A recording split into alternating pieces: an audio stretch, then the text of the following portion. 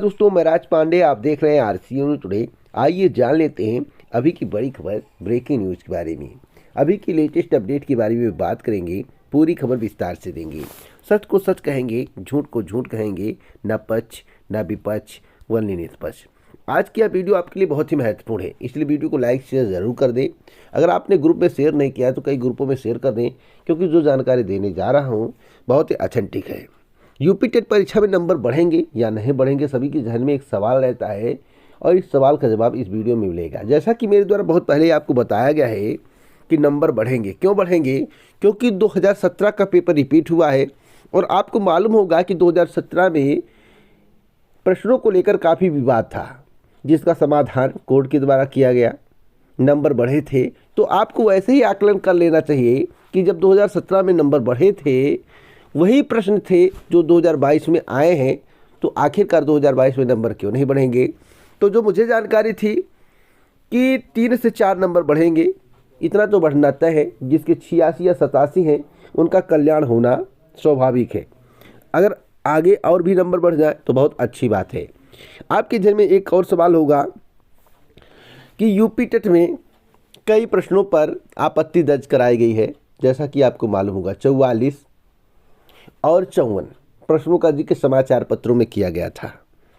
तो क्या सभी के नंबर बढ़ेंगे? मैं आपको बता दूं, सभी के नंबर नहीं बढ़ते हैं। आपत्ति एक से अधिक की जाती है, लेकिन विशेषज्ञों की एक टीम बनाई जाती है। टीम में जांच परख करने के बाद निर्णय लिया जाता है। जितने नंबर बढ़ने होते हैं फाइनल आंसर की के माध्यम से आपको सूचित कर दिया जाता है। तो क्या वास्तव में नंबर बढ़ेंगे? तो मैं आपको बता रहा हूँ, विश्वास दिला रहा हूँ कि नंबर बढ़ेंगे। अगर 2017 में बढ़े थे तो 2022 में अवश्य बढ़ेंगे। सीटेट के नोटिफिकेशन के संबंध में आप लोगों ने कई वीडियो देखे होंगे। लगातार नोटिफिकेशन जारी किया जा रहा होगा, इस महीने आएगा, उस महीने आएगा, अगले महीने आएगा, लेकिन वास्तविक क्या है? सीटेट का नोटिफिकेशन कब आएगा? सभी के जहन में एक सवाल होगा और उस सवाल का जवाब इस वीडियो के माध्यम से आपको मिलने वाला है। देखिए, अभी आपको वेट करना पड़ेगा। मुझे अभी जानकारी प्राप्त नहीं हुई है। जानकारी जैसे ही मिलेगी मैं आपको दूंगा, लेकिन इतना मैं आपको बता दूं कि जो भी जानकारी कलेक्ट करने के बाद मैं आपको दूंगा 100% ऑथेंटिक दूंगा। थोड़ा आपको वेट करना पड़ेगा, थोड़ा आपको वेट करना पड़ेगा। जैसे ही सीटेट का रिजल्ट आएगा, जैसे ही सीटेट का रिजल्ट आएगा, उससे 1.5 से 2 महीने के अंदर नोटिफिकेशन आपको देखने को मिलेगा। तो अभी आपको वेट करना है। मैं आपसे बोल रहा हूं कि अभी आपको वेट करना है। अब कुछ भी हो सकता है, क्योंकि सरकार में कुछ भी संभव है। जो आप सोचेंगे नहीं वह भी हो जाएगा। तो वेट करिए, जानकारी कलेक्ट करूंगा, उसके बाद आपको दूंगा। अगली अपडेट है 26,000 पुलिस कांस्टेबल नोटिस को लेकर। मैं आपको बता दूं, नोटिस जो जारी हुआ है उसमें लिखा गया है कांस्टेबल भर्ती के लिए होने वाली इस परीक्षा में करीब 20 लाख उम्मीदवारों के बैठने की उम्मीद है। यूपी पुलिस कांस्टेबल भर्ती परीक्षा ओएमआर सीट पर ऑफलाइन मोड से होगी, यानी परीक्षा कंप्यूटर मोड से संपन्न कराई जाएगी। ऑब्जेक्टिव टाइप प्रश्न पूछे जाएंगे। ओएमआर सीट पर गोला भरना होगा। पिछले वर्ष के नोटिफिकेशन का माना जा सकता है। आपको बता दें कि इन पदों के लिए 12वीं पास यानी कि इंटर की योग्यता मांगी जाएगी। आयु सीमा 18 से 22 वर्ष रखी जा सकती है। SC ST OBC वर्ग उम्मीदवारों को आयु में 5-5 वर्ष की छूट मिल सकती है। यूपी पुलिस भर्ती बोर्ड एग्जाम एजेंसी से 5,000 प्रश्नों का क्वेश्चन बैंक तैयार करवाएगा, यानी कि 5,000 प्रश्नों का क्वेश्चन बैंक तैयार करवाएगा। कौन? यूपी पुलिस भर्ती बोर्ड। यहाँ पर देखिए साफ साफ लिखा हुआ है, यूपी पुलिस भर्ती बोर्ड एग्जाम एजेंसी से 5,000 प्रश्नों का क्वेश्चन बैंक तैयार करवाएगा। इस प्रश्न बैंक में से फाइनल प्रश्न पत्र सेट किया जाएगा। टेंडर में कंपनियों को शारीरिक मापतौल PST और डॉक्यूमेंट वेरिफिकेशन स्टेज के लिए 85,000 अनुमानित उम्मीदवारों बताए गए हैं। उम्मीदवारों यानी उम्मीदवार बताए गए, यहाँ पर लिखना था। चलिए, परीक्षा में general knowledge, general Hindi, science, numerical, mental eligibility, mental aptitude, IQ और रीजनिंग एलिजिबिलिटी विषयों से प्रश्न आएंगे, जो ऑब्जेक्टिव टाइप के होंगे। लिखित परीक्षा CBT में होगी और इसकी वीडियो कवरेज की जाएगी। यहाँ CBT नहीं लिखा हुआ है, यहाँ पर CCTV लिखा हुआ है, माफ़ी चाहता हूँ, पढ़ने में गलती हो गई।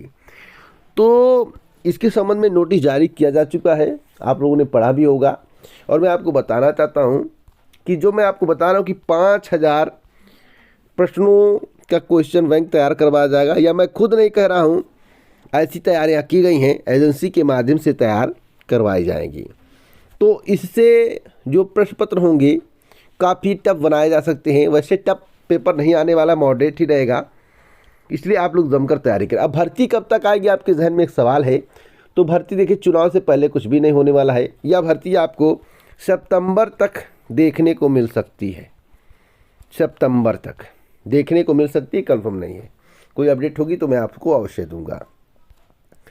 अगली अपडेट है अखिलेश यादव को लेकर। देखिए, अखिलेश यादव के लगातार बयान आते रहते हैं। अखिलेश यादव के द्वारा रोजगार के मुद्दे पर, सरकारी नौकरी के मुद्दे पर और पेंशन के मुद्दे पर बोला जा रहा है, किसानों के मुद्दे पर बोला जा रहा है। कांग्रेस के द्वारा भी किसानों के मुद्दे पर, रोजगार के मुद्दे पर, नौकरी के मुद्दे पर बोला जा रहा है, वह भी सरकारी नौकरी के मुद्दे पर। अखिलेश यादव ने 11 लाख सरकारी नौकरी का ऐलान किया है, जिसमें शिक्षक भर्ती सहित इत्यादि भर्तियां शामिल हैं। पुरानी पेंशन बहाल करने की भी घोषणा की है, जो कि घोषणा पत्र में जिक्र होगा। घोषणा पत्र कब तक आएगा, इसके संबंध में कल जानकारी कलेक्ट करने के बाद आपको दूंगा। आपके जहन में एक सवाल होगा, क्या पुरानी पेंशन बहाल हो सकती है? तो ज़रूर हो सकती है, इसमें दो राय नहीं है। पश्चिम बंगाल में, कई राज्यों में लागू है, तो फिलहाल उत्तर प्रदेश में भी लागू होगा, लेकिन सत्ता में आने के बाद इसके लिए एक अलग से फंड भी बनाया जा सकता है। मैं आपको बताना चाहता हूँ, यूपी इलेक्शन सपा प्रमुख अखिलेश यादव बोले, पहले चरण का माहौल बता रहा कि बीजेपी सफाया होने जा रहा है।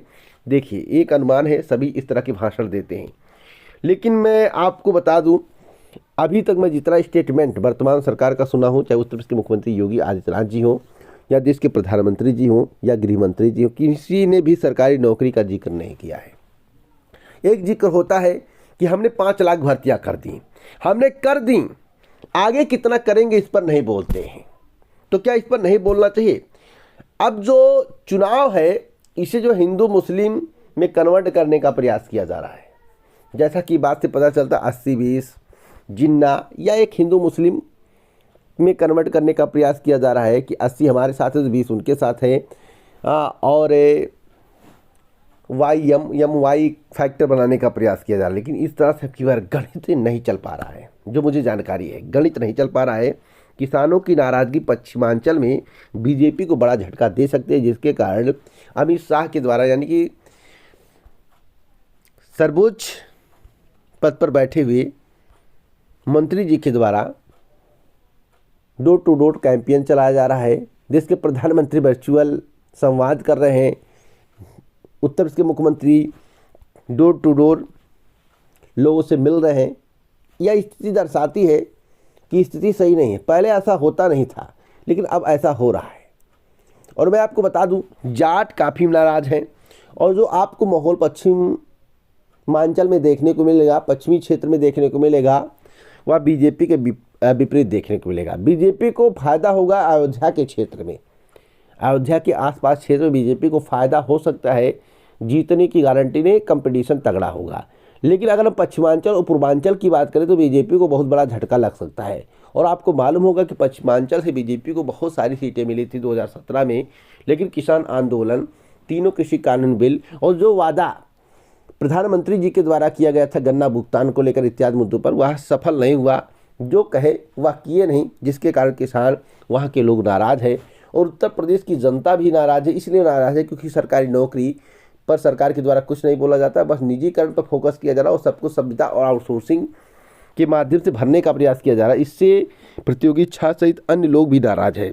तो आपको क्या लगता है कि 2022 के विधानसभा चुनाव में बीजेपी को झटका लग सकता है, या बीजेपी बाजी मार ले जाएगी? आप लोग अपनी राय कमेंट बॉक्स में जरूर दें। जय हिंद, जय भारत, नमस्कार।